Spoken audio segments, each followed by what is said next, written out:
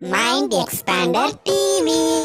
Hi hello viewers, welcome to mind expander TV. ஒரு வழியாக முடிவுக்கு வருது ரொம்பவுமே பிரபலமான 7:30 மணி சீரியல். 1000+ எபிசோட்ஸோட எல்லார் மனசுலேயும் பெரிய இடத்த பிடிச்சி சேனல்லே பல டைம்ஸ் பார்த்தீங்கன்னா நம்பர் 1 சீரியலாக வந்த சீரியலாக இருந்துச்சு இந்த சீரியல். ஸோ இப்படிப்பட்ட பிரபலமான சீரியலோட கிராண்ட் கிளைமேக்ஸ் பார்த்தீங்கன்னா கூடிய சீக்கிரம் வரப்போகுது. கூடிய சீக்கிரம் என்னங்க கம்மிங் சாட்டர்டேவே டெலிகாஸ்ட் ஆக போகுது. ஸோ கம்மிங் சாட்டர்டே 7:30க்கு இந்த சீரியலோட கிளைமேக்ஸ் எபிசோட் டெலிகாஸ்ட் ஆக போகுது. இந்த சீரியல் என்ன, எந்த சேனல் அப்படிங்கிறத பற்றி ஃபுல் டீட்டெயில்ஸ் கூட ஷேர் பண்ண போகிறேன். ஸோ இந்த வீடியோவை ஸ்கிப் பண்ணாமல் ஃபுல்லாக பாருங்கள். இப்போ வாங்க வீடியோக்குள்ளே போகலாம். சன் டிவி அப்படின்னு எடுத்துக்கிட்டாலே நிறைய ப்ரொடக்ஷன் ஹவுஸ் இருந்தாலுமே சில ப்ரொடக்ஷன் ஹவுஸோட சீரியல்ஸை பார்க்குறதுக்குன்னே அவ்வளோ ஃபேன்ஸ் இருக்காங்க. எக்ஸாம்பிளுக்கு சொல்லணும் அப்படின்னா ராடன் மீடியா, திரு பிக்சர்ஸ், இந்த மாதிரி சொல்லிகிட்டே போகலாம். ஸோ அந்த வகையில் திரு பிக்சர்ஸ் ப்ரொடியூஸ் பண்ணுற எல்லா சீரியலுமே சன் டிவிக்கு சூப்பர் ஹிட் கொடுத்த சீரியல்ஸாக மட்டுமே தான் இருந்திருக்கு.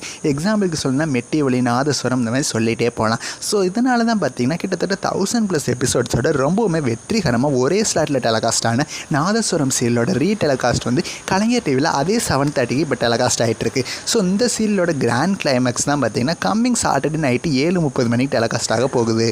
ஸோ இந்த சீரியலில் 7 to 8 டெலிகாஸ்ட் பண்ணாங்க. இப்போ அகைன் 7:30 to 8 டெலிகாஸ்ட் பண்ணுறாங்க. இந்த அளவுக்கு எத்தனை டைம்ஸ் வந்து டைம் சேஞ்ச் பண்ணாலும் நல்ல ரேட்டிங் வந்து கொடுத்துட்ருக்கு. ஸோ இதுக்கு மெயின் ரீசன் இந்த சீரியலோட ஸ்டோரி ட்ராக் தான். ஸோ டெலிகாஸ்ட்லேயும் இந்த சீரியலை பார்க்குறவங்க அவ்வளோ பேர் இருக்காங்க அப்படின்னா திரு பிக்சர்ஸ் ப்ரொடியூஸ் பண்ணுற நியூ சீரியல் சன் டிவியில் வந்துச்சு அப்படின்னா அது எவ்வளோ பேர் பார்ப்பாங்க அப்படின்னு சொல்லி நீங்களே யோசிச்சுக்கோங்க. இப்போ கலைஞர் டிவியில் பார்த்தீங்கன்னா நியூவாக கொண்டு வந்த காத்து வாக்கில் 2 காதல் சீரியல் கொண்டு அவ்வளோவா ரேட்டிங் வாங்கலை. இருந்தாலுமே டெலிகாஸ்ட்டாக அதுவுமே மெயின் பிரைம் டைம் ஸ்லாட்டில் டெலிகாஸ்ட் ஆகி சேனலே நம்பர் 1 வர நாதஸ்வரம் சீரியல் முடியுது அப்படின்னா இதுக்கு ரீப்ளேஸ்மெண்ட்டாக கண்டிப்பாக ஒரு நல்ல சீரியலை கொண்டு வந்தால் மட்டுமே தான் இதே ரேட்டிங் வந்து வேறு ஒரு சீரியல் வந்து கண்டிப்பாக கலைஞர் டிவிக்கு வாங்கி தரும். சரி, ஓகே, பார்க்கலாம். நாதஸ்வரம் சீரியலுக்கு ரீப்ளேஸ்மெண்ட்டாக வேறு எந்த சீரியல் வந்தால் நல்லாயிருக்கும்னு சொல்லி உங்களோட கருத்துக்களை எனக்கு மறக்காமல் கமெண்ட் பண்ணுங்கள். நீங்கள் நாதஸ்வரம் சீரியலில் எவ்வளோ மிஸ் பண்ண போகிறீங்க? ஸோ மறக்காமல் கமெண்ட் பண்ணுங்கள். நெக்ஸ்ட் ஒரு இன்ட்ரெஸ்டிங்கான வீடியோவில் நான் வந்து உங்களை மீட் பண்ணுறேன். தேங்க்ஸ் ஃபார் வாட்சிங்.